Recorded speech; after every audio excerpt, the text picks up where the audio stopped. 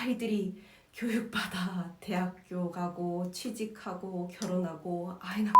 여러분 안녕하세요. 영상을 촬영하는 날 기준으로 바로 오늘이 수능 날이에요. 저는 수능을 본 지 거의 20년이 다 되어 가는데도 그 수능 날 기분이나 느낌이 선명하게 남아있더라고요. 그 당시 저는 수시 지원을 해서 1차가 붙은 상태였고 수능 시험 점수에 커트라인이 있었어요. 대학교에서 정한 커트라인에서 1점이 모자라기만 해도 자동 탈락되는 시스템이었거든요. 그때만 해도요, 저는 수능을 망쳐서 대학을 가지 못하면 제 인생이 완전히 끝나는 줄 알았어요. 그래서 그런지 수능 전날에 불안감과 긴장감이 정말 말도 못하게 심하게 오더라고요. 거의 밤에 잠을 못 잤던 것 같아요. 막 밤을 거의 새고 시험을 치르러 갔었던 기억이 막 떠올라요. 수시 지원을 해서 수능 커트라인만 넘으면 되는 상황이었는데도 스스로 잘할 수 있을 거라는 자신감이 그때는 없었던 것 같아요. 그렇게 어찌어찌 해서 수능 점수를 겨우 커트라인을 넘기고 대학교를 들어갔어요. 이제 끝났다 하는데 막상 대학교를 들어갔더니 끝이 아닌 거예요. 바로 취업 준비가 기다리고 있었어요. 취업하고 결혼하고 아이들까지 모두 낳고 나서 가만히 생각을 해보니까 교육받아서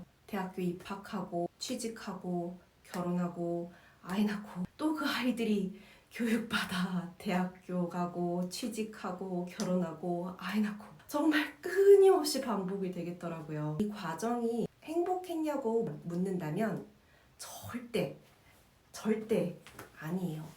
행복을 위해서 결혼 공부를 하고 취직 준비를 하는 시간들을 참고 견뎌야 한다는 압박감이 있더라고요. 그래서 그 과정을 즐기기보다는 이 목표만 이루면 두고 보자, 난 해방이다 라는 생각을 하며 참아왔던 것 같아요. 실제로 목표를 이루면 그 다음 목표가 기다리고 있다는 것은 모르는 채 말이죠. 며칠 전에 한 7살, 8살쯤 되어 보이는 아이와 아이 엄마와 함께 엘리베이터를 탔는데요. 옆에서 둘이 영어 단어를 구두 테스트를 보고 있더라고요. 엄마가 영어 단어 이야기하면 아이는 뜻을 얘기하고 스펠링 얘기하고, 들어보니까 7살 아이 때 잘하는 아이들이라면 가야 한다고 소문난 학원의 코스가 있고 그 학원에 들어가기 위해서 아이들은 공부를 하는데요. 시험이 어려워서 그 시험을 칠세고시라고 부른다고 해요. 그 아이를 보는데 제 어렸을 때 모습이 막 떠오르더라고요. 근데 그러면서도 들었던 생각은요.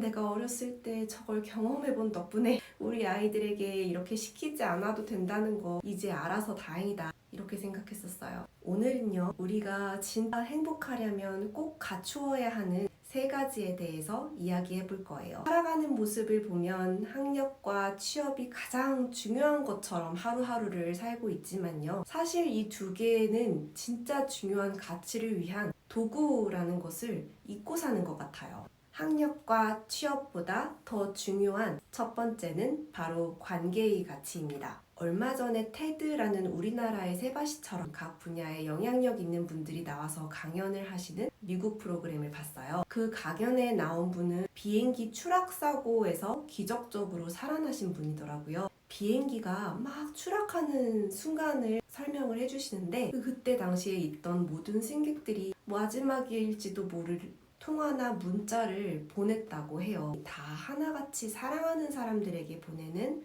마지막 인사 또는 사랑한다는 그 말 한마디였대요. 인생에서 진짜 마지막일지도 모르는 그 순간에 이야기하고 싶은 것 딱 하나를 할 수 있는 그 긴박한 순간에 우리는 보통 나 서울대 들어가지 못해서 너무 후회돼, 나 이랬던 대기업 회사 이제 못 다니게 생겼네, 이런 얘기는 하지 않는다는 거죠. 여러분들이라면 이 순간에 어떻게 하실 것 같으세요? 인생의 마지막 순간 단 한 명에게 메시지를 전달하고 싶다면 누구에게 어떤 말을 하고 싶으신가요? 하버드에서 75년간 진행한 연구가 있어요. 주제는 무엇이 행복한 삶을 만드는가? 라는 질문에 대한 답을 찾는 연구였어요. 연구 결과가 궁금하시죠? 놀랍게도 행복한 삶을 위해 가장 중요한 것은 돈도 명예도 아니고요. 의미 있는 인간관계였다고 합니다. 직장인들에게 물어봐도 일에 대한 스트레스보다 인간관계에 대한 스트레스가 더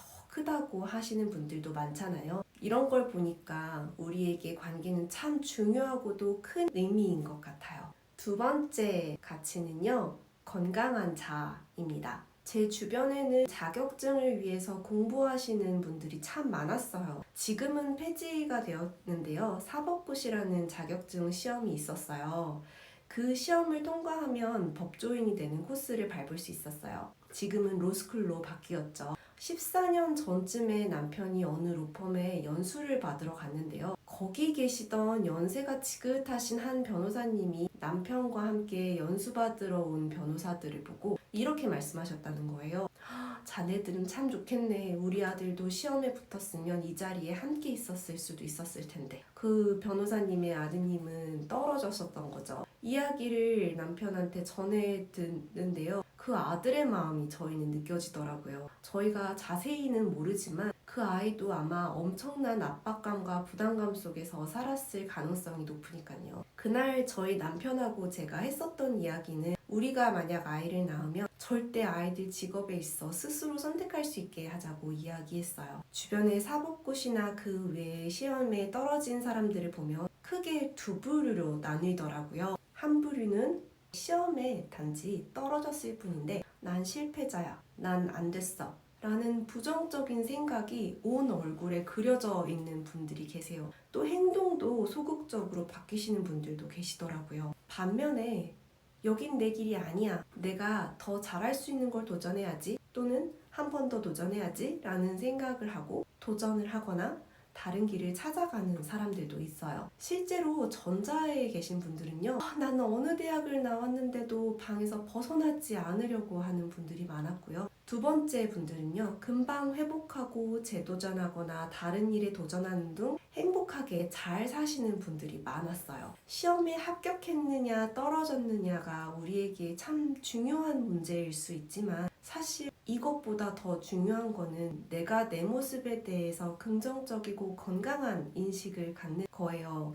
건강한 자아상을 가지면 이것보다 훨씬 더 어려운 문제가 닥쳐도 거뜬히 이겨낼 수 있을 테니까요. 마지막 세 번째 가치는 사회적 기여입니다. 저도 이런 얘기를 들으면 이해가 되지 않았거든요. 기여라는 단어는 이미 잘 나가고 유명한 사람들이나 하는 것으로 생각했었어요. 그런데 이 일을 계기로 기여라는 생각이 전혀 달라지기 시작했어요. 제가 회사에 다녔을 때 일인데요. 어느 날 저보다 한 살 많은 언니가 저희 팀 부서로 들어오게 됐어요. 몇 달이 지나고 일이 익숙해지자 이 언니가 해야 하는 일들을 척척 맡아서 할 뿐만 아니라 시키지 않은 일들도 먼저 해놓는 거예요. 팀장님이 이거 해 라고 이야기도 하기 전에 먼저 갖다 드리기도 했죠. 그러면서도 굳이 제가 했어요 라는 티를 많이 내지도 않았어요. 이런 언니가 대단해 보이면서도 왜 굳이 저렇게 하지? 라는 생각이 들었던 것도 사실이에요. 그런데 언니가 이렇게 미리 움직인 덕분에 우리 팀은 그때 해야 할 단계보다 항상 한 단계 업그레이드해서 성과를 낼 수 있었던 것 같아요. 팀장님과 팀원들의 손발이 척척 맞았었고요. 더 좋은 성과가 나고 이러면서 점점 선순환이 되었어요. 지금 생각해보면 그 당시 회사 생활이 가장 재미있었고 성과도 좋았었던 것 같아요. 어느 날 언니에게 어떻게 이렇게 먼저 알아서 척척하세요? 라고 물어본 적이 있어요. 그랬더니 언니의 대답은 심플하더라고요. 도움이 될 것 같아서요. 기여라는 단어 뜻을 검색해보니까 도움이 되도록 이바지함이래요. 기여는 결코 성공한 사람들만 하는 게 아니라 지금 당장 나부터 할 수 있는 것이더라고요. 그 이후로 지금 우리 아이들한테도 기여라는 단어를 알려주고 있어요. 큰 기여는 아니지만 가족의 구성원으로서 도움이 될 수 있는 행동을 하는 거죠. 배려처럼요. 단순히 수저젓가락을 놓는 것부터 마트에서 재료를 대신 사다 준다던가 하는 등 간단하게라도 기여를 하는 것들을 가르치니까 상대방을 배려하는 마음이 좀 더 생기는 것 같더라고요. 지금까지 우리에게 학력보다 직업보다 더 중요한 가치 세 가지에 대해서 이야기했어요. 첫 번째가 관계의 가치, 두 번째가 건강한 자아, 세 번째가 사회적 기여. 이 세 가지를 들으신 여러분들은 어떤 생각이 드셨는지도 참 궁금해요. 그래서 여러분들께서 댓글로 여러분의 이야기도 들려주셨으면 합니다. 질문들을 몇 개 준비했어요. 오늘 누군가에게 나는 어떤 존재였나요? 여러분만의 특별한 가치는 또 무엇인가요? 작은 친절로 누군가의 하루를 바꿔본 경험이 있다면 나눠주세요. 오늘도 마음을 마주하는 시간 되시고요. 그럼 다음 영상에서 또 만나요. 안녕.